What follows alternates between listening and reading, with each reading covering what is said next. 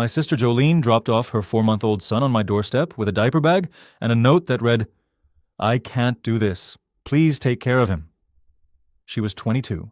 I was 26, single, making $14 an hour, and suddenly responsible for a baby I didn't create. That first week I called her 63 times.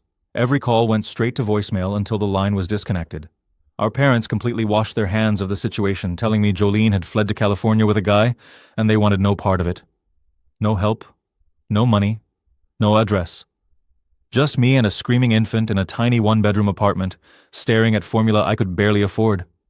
The judge granted me temporary custody after I presented the handwritten note and the disconnected phone records. Full legal guardianship came 8 months later, when Jolene failed to respond to a single court notification.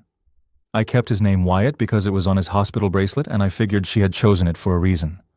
Raising Wyatt cost me everything, and I would do it all over again in a heartbeat. I lost my apartment because the landlord didn't allow children, forcing us into a bleak studio above a laundromat that constantly smelled like bleach.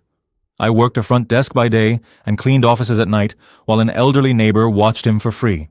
I survived on rice and canned beans for 2 years just so he could have diapers and clothes. When he got severe ear infections, I sat in the emergency room for 6 hours because I had no insurance. I missed promotions and I missed my entire 20s. Wyatt called me Mom when he was 2.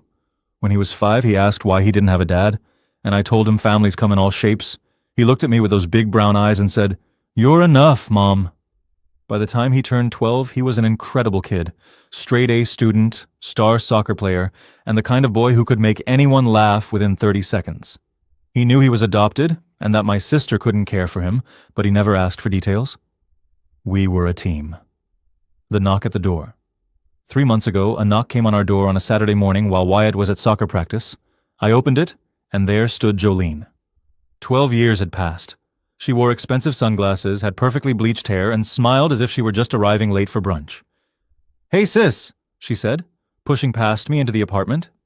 She began inspecting the photos on my wall. Wyatt's first steps, his missing teeth smile, his soccer trophies. She picked up his school portrait and murmured, "He looks just like me." "You need to leave," I said, my voice shaking. "I'm his mother," she replied coldly.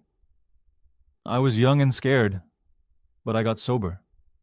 I got married. I want my son back. She said it like